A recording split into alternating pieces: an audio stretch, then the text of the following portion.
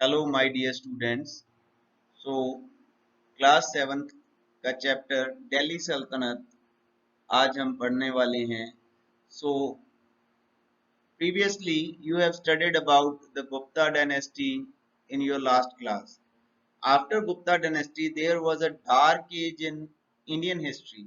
There were small kingdoms, काफी छोटी छोटी kingdoms थी, कोई बड़ा empire नहीं था इंडिया में. So taking advantage of that, many foreign invaders came to India. So इन्हीं फॉरेन इन्वेडर से दिल्ली सल्तनत की शुरुआत हुई। तो हम देखते हैं इस चैप्टर में कि कैसे इंडिया में दिल्ली सल्तनत ने अपना एम्पायर बनाया और कहाँ तक, कितनी जनरेशन्स तक ये दिल्ली सल्तनत का एम्पायर चला। दिल्ली सल्तनत, it's history is very interesting. ये बहुत इंटरेस्टिंग स्टोरी है दिल्ली सल्तनत की। अफगानिस्तान में एक जगह है गजनी, जहाँ का जो रूलर था, चीफ था महमूद ऑफ गजनी। उसने इंडिया पे कई बार अटैक किया, वेरियस टाइम्स, बहुत सारी रेड्स कंडक्ट की।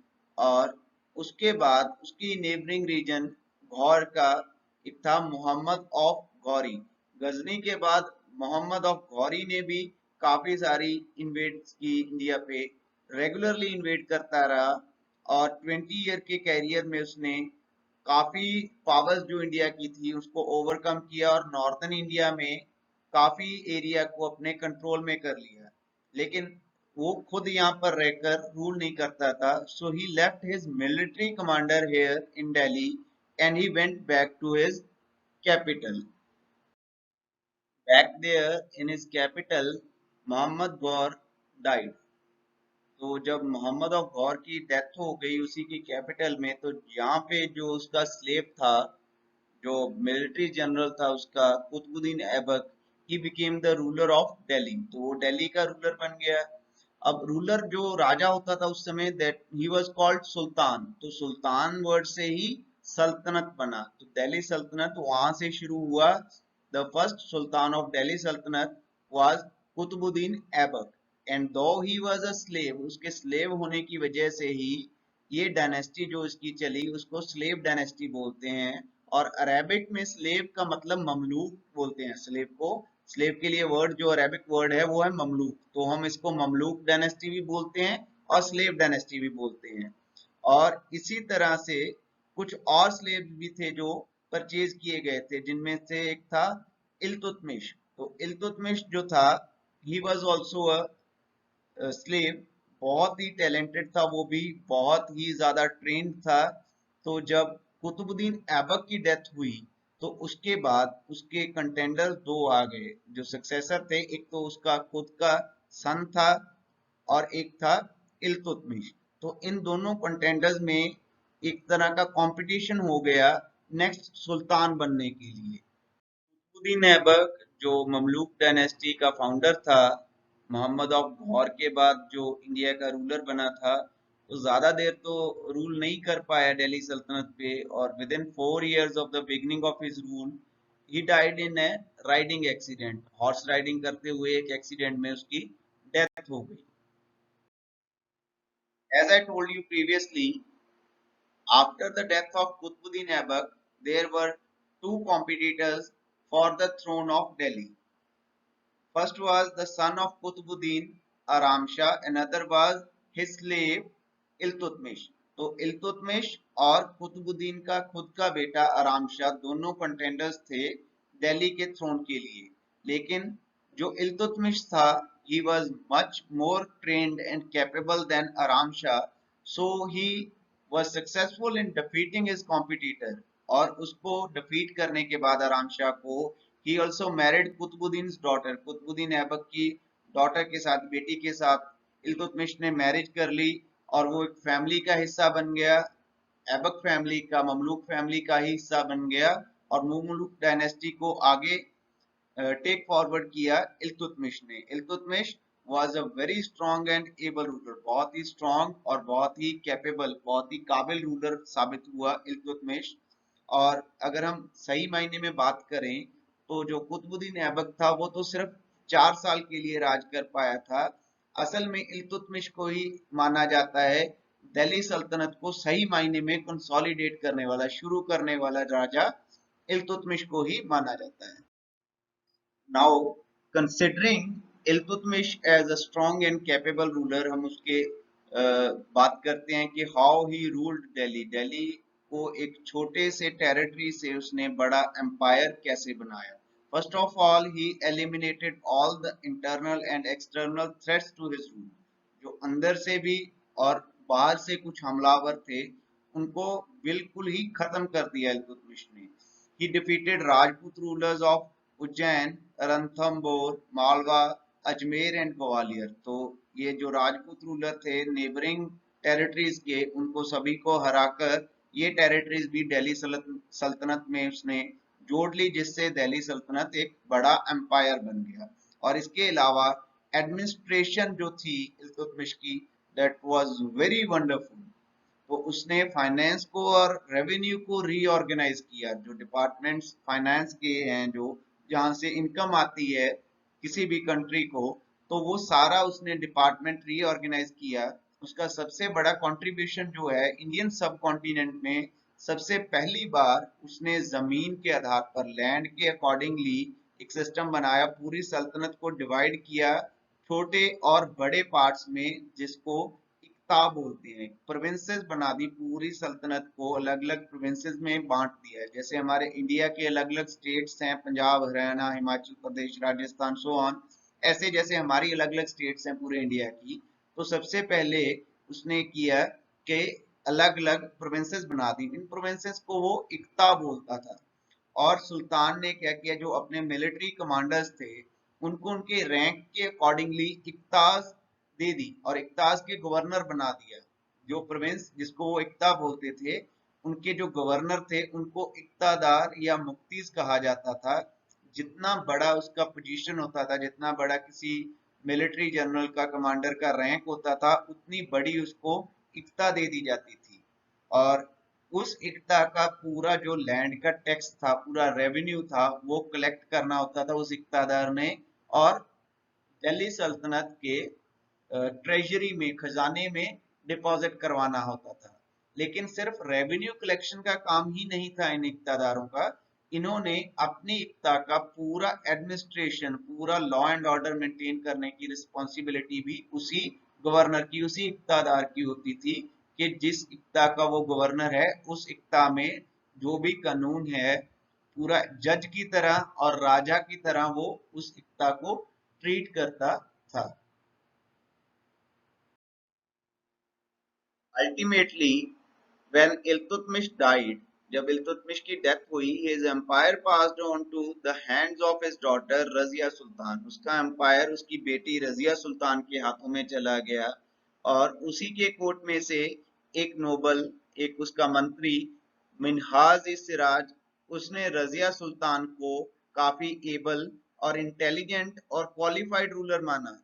पर जो बाकी के नोबल्स थे कोर्ट में, वो सभी इस चीज के खिलाफ थे। वो नहीं मानते थे कि कोई वुमेन, कोई लेडी एक क्वीन बन सकती है। जिसकी वजह से उन्होंने, जो रजिया का ब्रदर था, चाहे वो एक इनका कॉम्पिटेंट इंसान था, कैपेबल भी नहीं था, लेकिन उसको सपोर्ट किया क्योंकि वो एक मेल था। वो नहीं चाहते थे कि कोई लेडी, कोई फीमेल हमारे ऊपर राज करे। इसलिए उन्होंने प्रिंस रुकनुद्दीन फिरोज शाह, जो रजिया सुल्तान का ब्रदर था, उसको सपोर्ट किया। और जो प्रोविंशियल रूलर्स थे, जो आसपास के छोटी प्रोविंसेस थी, जो गवर्नर्स थे, वो भी इस चीज में रजिया के खिलाफ हो गए। और जब बैटल हुई तो रजिया सुल्तान बहुत ही बहादुरी से लड़ी इस बैटल में, लेकिन वो लास्ट में हार गई इस बैटल को। Delhi Sultanate saw a very dark phase after the death of Razia Sultan. Razia Sultan की डेथ के बाद 6 साल तक दिल्ली सल्तनत में बहुत ही बड़ा पॉलिटिकल टर्मोइल हो गया। 4 एम्परर आए और चले गए। कोई भी एम्परर दिल्ली सल्तनत को संभाल नहीं सका, टिक नहीं सका। फाइनली 1246 सी में नसरुद्दीन महमूद, उसको सपोर्ट किया एज अ रूलर बलबन ने।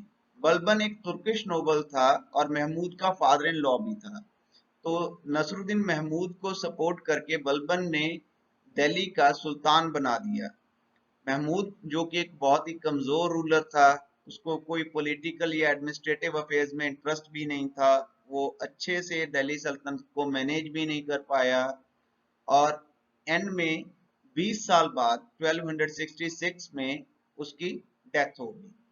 उसके रहते हुए भी बलबन ही एक्चुअली मैनेज कर रहा था सल्तनत को, लेकिन जब महमूद की डेथ हुई उसके बाद ऑफिशियली महमूद की डेथ के बाद ऑफिशियली जो बलबन था, ही टुक ओवर द सल्तनत। ऑफिशियली अब बलबन को दिल्ली सल्तनत का सुल्तान बना दिया गया। His complete name was Ghiyasuddin Balban. Being very intelligent, Balban knew the need for a strong and centralized authority. In order to increase the power of Sultan, he put forward the Iranian theory of kingship. According to this theory, all powers lay in the hands of Sultan since he was chosen by God to rule. तो बलबन को पता था कि सुल्तान के पास बहुत ज्यादा power होनी चाहिए, इसी वजह से उसने ईरानियन थ्योरी ऑफ किंगशिप, जिसके हिसाब से सारी पावर सुल्तान के पास होती है क्योंकि वो गॉड की तरफ से रूल करने के लिए चुना गया है, उस थ्योरी को दिल्ली में इम्प्लीमेंट कर दिया। इसकी वजह से हुआ क्या कि जो नोबल्स इंटरफेयर करते थे रूल करने में, उनसे किंग बहुत ऊपर हो गया और उसको रूल करने का डिवाइन राइट मिल गया, जबकि बाकी सारे नोबल्स उस पे डिपेंडेंट हो गए कि वो उनका फेवर करे। Well aware of the fact that the diverse nobles in the court had often rebelled and created problems such as lawlessness and disorder for Delhi Sultan, Balban was particularly harsh in his suppression of the nobility. तो बलबन को पता था कि कुछ जो तुर्क nobles हैं वो रेबेलियन करते हैं, विद्रोह करते हैं इस चीज का कि बलबन अपने पास ज्यादा पावर रखता है। तो बलबन ने इस चीज को भी क्रश करने के लिए बहुत ही सख्त कदम उठाए। वैसे तो बलबन कैपिटल से कभी राजधानी से बाहर नहीं जाते थे, क्योंकि उनको पता था कि अगर उन्होंने नॉर्थ को छोड़ा, कभी भी मंगोल कैपिटल पे अटैक कर सकते हैं। लेकिन जब भी कभी ऐसा कोई रेबेलियन होता था, कोई अंदर से ही विद्रोह होता था नोबल्स का, तो बलबन खुद अपनी आर्मी को लीड करते थे और उस रेबेलियन को, उस विद्रोह को पूरी तरह से खत्म कर देते थे। एडमिनिस्ट्रेटिव मेजर्स, एडमिनिस्ट्रेटिव मेजर्स मतलब सियासत कैसे चलाते थे बलबन, बलबन राजपाट को कैसे चलाते थे। Balban was known for his sense of justice, Balban अपनी जस्टिस, इंसाफ करने की सूझबूझ के लिए जाने जाते थे। He appointed spies who were called baris at all levels to keep a check on officials and incidents of oppression and corruption. तो बलबन ने हर एक लेवल पे अपने स्पाइज मतलब जासूस, जिनको बारिश बोलते हैं, वो छोड़ दिए थे ताकि जो ऑफिशियल्स हैं, जो सरकारी मुलाजम हैं, अफसर हैं, वो किसी तरह का किसी के साथ ऑपरेशन या करप्शन, कोई धोखाधड़ी ना करें। He kept a check on Mongols who were seeking an opportunity to attack Delhi and Doab region. तो उन्होंने इन्हीं स्पाइस की मदद से, इन्हीं जासूसों की मदद से मंगोल्स पर भी एक चेक रखा, ध्यान दिया इस चीज का कि कभी भी कहीं से मंगोल दिल्ली पे या दोआब रीजन जो इनके कंट्रोल में था वहां पे अटैक ना करे। He established a strong centralized army that was directly under the control of Sultan. तो उन्होंने, बलबन ने एक आर्मी बनाई जो डायरेक्टली सुल्तान के कंट्रोल में थी। इससे पहले जो आर्मी थी वो अलग अलग इक्तादास की आर्मी थी, गवर्नर्स की आर्मी थी। जब भी सुल्तान को जरूरत पड़ती थी तो वो गवर्नर्स सुल्तान के लिए आर्मी प्रोवाइड करते थे। लेकिन बलबन ने अपनी खुद की डायरेक्टली एक सेंट्रलाइज्ड आर्मी बनाई जो डायरेक्टली सुल्तान के कंट्रोल में थी, और इस आर्मी के लिए उन्होंने नए नए ऑफिसर्स अपॉइंट किए। The new officers were appointed and they were rewarded with fertile iqtas, और इन ऑफिसर्स को उन्होंने फर्टाइल इक्ताज दी, जो उपजाऊ बढ़िया अच्छी जमीनें थी, वैसी जमीनों वाली इक्ताज इन नए ऑफिसर्स को दी गई। Balban brought about piece and order, trade and commerce flourished under his rule. Balban ने शांति बनाई अपने सल्तनत में, और इनके राज में व्यापार, ट्रेड और कॉमर्स बहुत ज्यादा फ्लरिश, फला फूला, और बहुत ही स्टेट ने प्रगति की। तो after some time Balban died, और बलबन की डेथ के बाद जो सक्सेसर्स थे ममलूक डायनेस्टी के, वो काफी वीक थे और इनकॉम्पिटेंट भी थे, जिसकी वजह से ममलूक डायनेस्टी धीरे धीरे डिक्लाइन हो गई। और ममलूक डायनेस्टी के डिक्लाइन होने से जो नोबिलिटी थी, नोबिलिटी जो मंत्री थे कोर्ट के, उनको एक मौका मिला खुद राज करने का। तो उनमें से एक नोबल जलालुद्दीन खिलजी, उसने दिल्ली के थ्रोन को टेक ओवर कर लिया। दिल्ली के थ्रोन को टेक ओवर करके जलालुद्दीन खिलजी खुद सुल्तान बन गया, और 1290 सीई में उसने खिलजी डायनेस्टी की शुरुआत की। In spite of the threat of rebellion from nobles, he did not exclude any tribe from participating in the government. जबकि उसको पता था कि नोबल्स जो हैं वो विद्रोह कर सकते हैं, रेबेलियन कर सकते हैं, फिर भी जलालुद्दीन खिलजी ने सभी कबीलों को अपनी गवर्नमेंट में कुछ ना कुछ ओहदे दिए।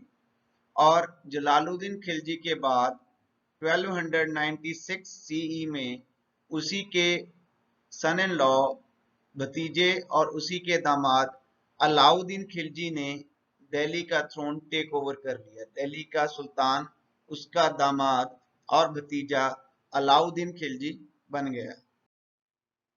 Talking about the measures taken by Alauddin Khilji against the nobles, Alauddin Khilji took extremely harsh measures against the nobility. Alauddin Khilji ने भी nobility के खिलाफ, क्योंकि अब तक हम भी दिल्ली सल्तनत के बारे में जितना जान चुके हैं उसमें से यही पता चलता है, जो नोबल्स होते हैं, जो मंत्री होते हैं, उन्होंने ही हमेशा से अपने किंग को, अपने राजा को नीचा दिखाने की, उसकी जगह लेने की कोशिश की है। इसी की वजह से जो अलाउद्दीन खिलजी थे, उन्होंने बहुत ही सख्त कदम उठाए नोबिलिटी को दबाकर रखने के लिए, अपने मंत्रियों को अपने नीचे रखने के लिए। In order to prevent nobles from forming alliance, Alauddin Khilji prevented intermarriage without the sultan permission. तो अलाउद्दीन खिलजी ने अपने कोर्ट के जो मंत्री थे उनका कोई किसी तरह का अलायंस, किसी तरह का यूनियन ना बन जाए, इसके लिए उनकी आपस में मैरिजेस या उनके बच्चों की आपस में मैरिजेस, उसको भी रोक दिया, रोक लगा दी कि सुल्तान की परमिशन के बिना कोई भी नोबल एक दूसरे के परिवार में शादियां नहीं कर सकते। A spy system was set up to ensure that the emperor was aware of all aspects of the lives of noble. एक स्पाई सिस्टम, एक जासूसों का सिस्टम बनाया गया जिससे राजा को, एम्परर को अपने मंत्रियों की, अपने नोबल्स की पूरी जिंदगी के बारे में जानकारी हो। Feudal grants were taken back from the nobles so that they couldn't extract excess revenue from the villages to enrich themselves. उनसे जो फ्यूडल ग्रांट्स थी वो वापस ले ली गई। फ्यूडल ग्रांट्स मतलब वो खुद जाकर रेवेन्यू कलेक्शन करते थे विलेजेस में, फार्मर से जो टैक्स लेना होता था वो नोबल्स लेते थे, लेकिन ये सारी ग्रांट्स उनसे वापस ले ली गई ताकि जो नोबल्स हैं वो विलेजर्स से, गांव वालों से ज्यादा टैक्स लेकर खुद को अमीर ना कर लें, ज्यादा पैसे वाले ना हो जाएं। They were also prevented from keeping private armies. जो पहले, जैसे मैंने आपको बताया कि नोबल्स की और गवर्नर्स की अपनी प्राइवेट आर्मीज होती थी, लेकिन बलबन ने अपनी अलग से एक सेंट्रलाइज्ड आर्मी बना ली थी। यहाँ पर अलाउद्दीन खिलजी ने क्या किया, सेंट्रलाइज्ड आर्मी तो थी ही, लेकिन जो नोबल्स की अपनी प्राइवेट आर्मीज थी वो बंद करवा दी। इन्होंने किया कि जो नोबल्स हैं वो अपनी आर्मीज नहीं रख पाएंगे, और पूरी आर्मी की रीऑर्गेनाइजेशन कर दी। Alauddin Khilji had set up a permanent standing army. Alauddin Khilji ने एक परमानेंट स्टैंडिंग आर्मी, हर समय तैयार आर्मी अपनी तैयार कर ली। The size of the army was very large. Systems such as branding of horses and maintaining a descriptive role of the soldiers, description of all soldiers similar to modern day identity card were set up. तो अलाउद्दीन खिलजी ने एक permanent standing army तैयार की और horses की branding कर दी, ताकि कभी भी कोई अच्छे घोड़े जो आर्मी में है उनको कोई सेल ना कर दे, या राजा के सुल्तान के बिना पता चले किसी तरह का कोई आर्मी में फेर बदल ना हो जाए, इसलिए उन्होंने आइडेंटिटी कार्ड इशू कर दिए अपने सोल्जर्स को।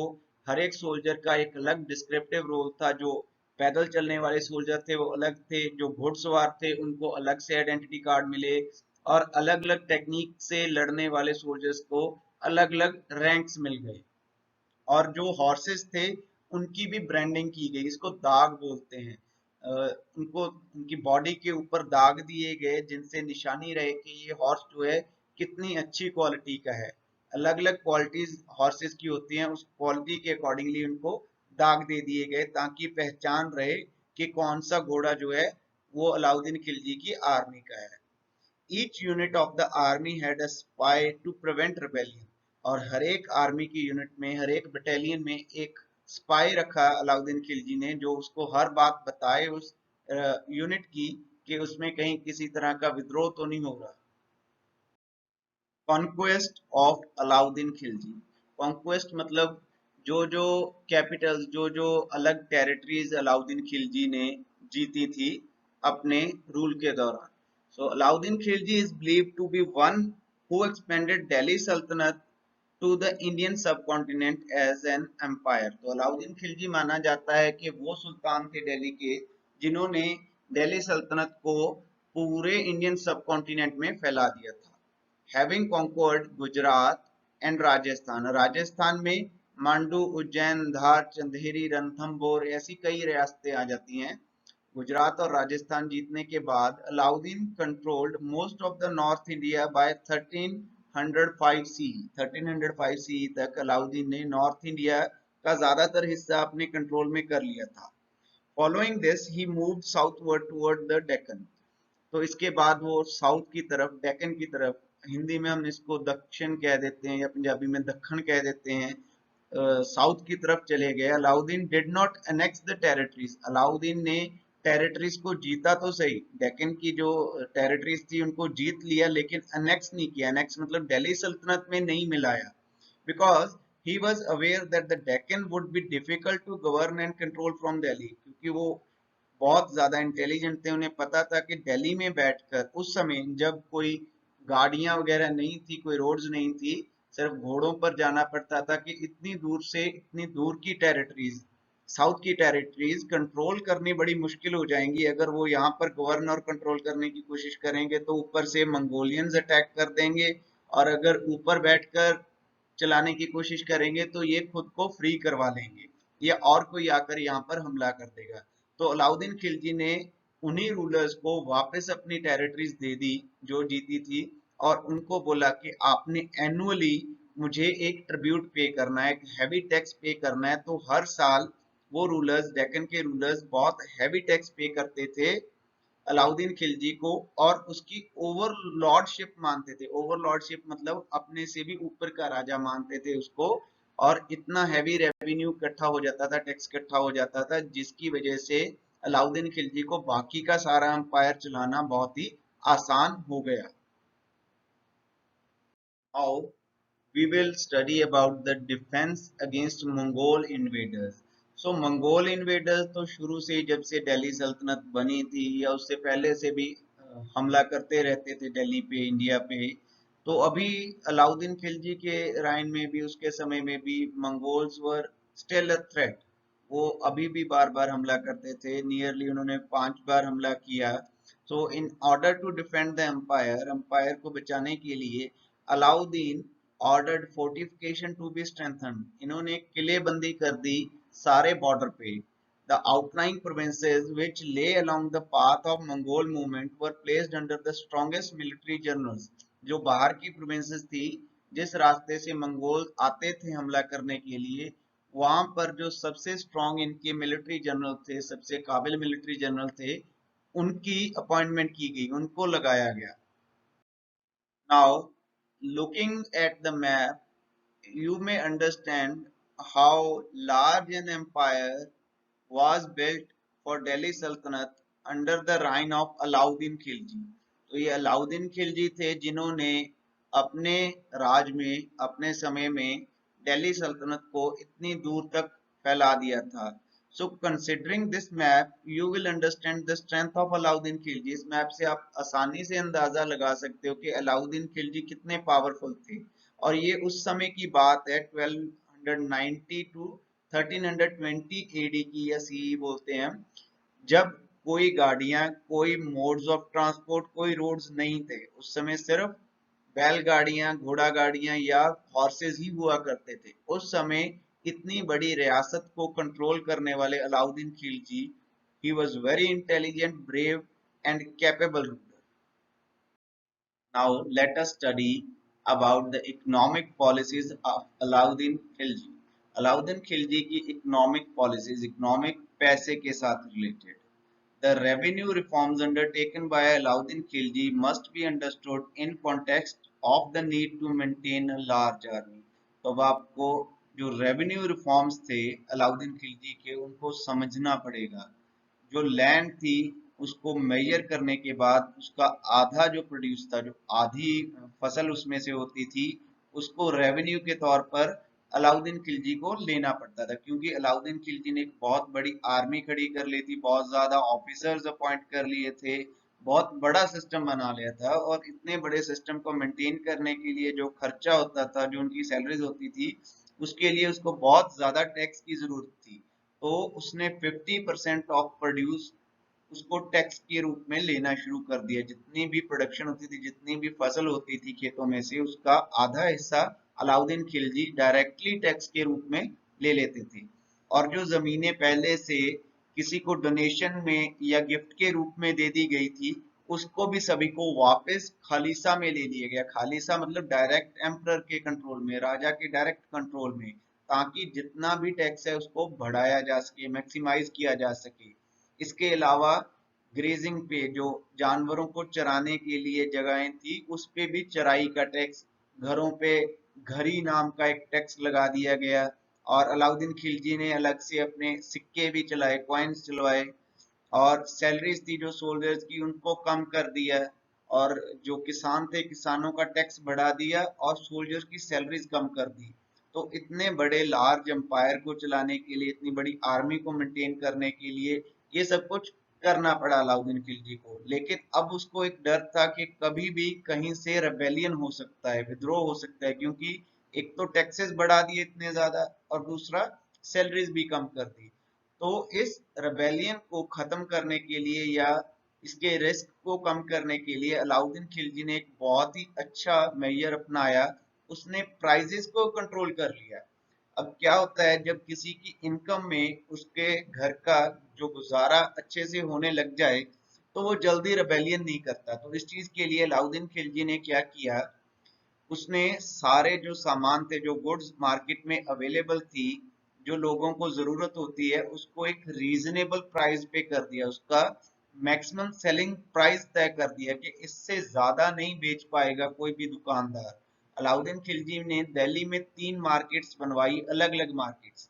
पहली थी अनाज मंडी, जहां पे अनाज बिकता था। और दूसरी थी क्लोथ्स, कपड़े की, शुगर की, घी की, जो जो भी महंगी चीजें इंसान को जरूरत पड़ती है, घी की, तेल की, ड्राई फ्रूट्स की, ये दूसरी मार्केट थी जहाँ पे कपड़ा, ड्राई फ्रूट्स, शुगर, घी या तेल बिकता था। और तीसरी मार्केट थी हॉर्सेस, स्लेव्स और कैटल की, मतलब जो पालतू जानवर घरों में लोग रखते हैं दूध के लिए, घोड़ों की और गुलामों की, ये तीसरी मार्केट थी।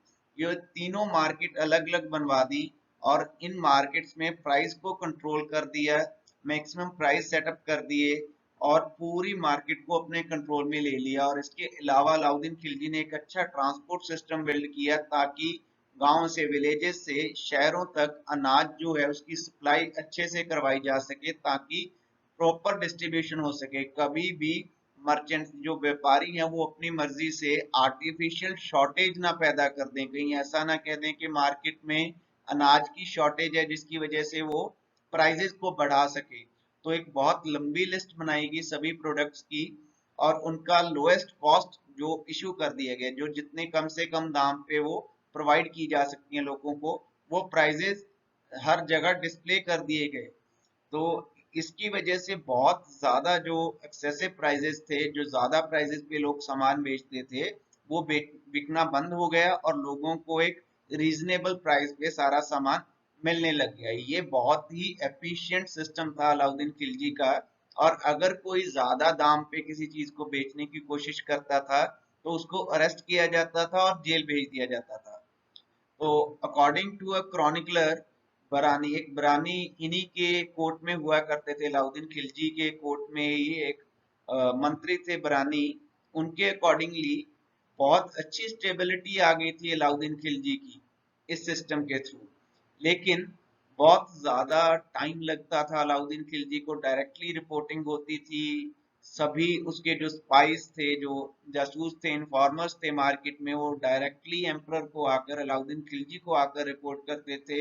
और ये खुद सुल्तान हर एक चीज पे एक्शन लेते थे डायरेक्टली।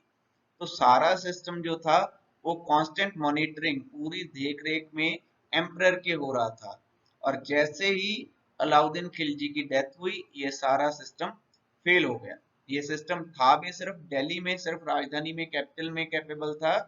और जैसे ही अलाउद्दीन खिलजी की डेथ हुई, पूरा स्पाई नेटवर्क, पूरा जासूसों का नेटवर्क, सारा कुछ फेल हो गया। तो here is a picture of coins issued by Alauddin Khilji. ये जो आप दो कॉइन्स देख रहे हैं, ये दो अलग अलग तरह के कॉइन्स हैं जो अलाउद्दीन खिलजी ने इशू किए थे अपने राइन, अपने राज के समय पर। सो इसके साथ हमारा ये चैप्टर दिल्ली सल्तनत वन खत्म होता है। सो ये दिल्ली सल्तनत one, it is part one of Delhi सल्तनत। अभी Delhi Sultanate to second part जो है इसका, वो दूसरे चैप्टर में हम करेंगे। आप इस वीडियो को बार बार सुनिए, अच्छे से देखिए, रीड भी कीजिए पॉज कर कर अगर आपको कहीं पर जरूरत लगती है। So it is very interesting and it is going to be very helpful for you in your future examination. All the best, thank you.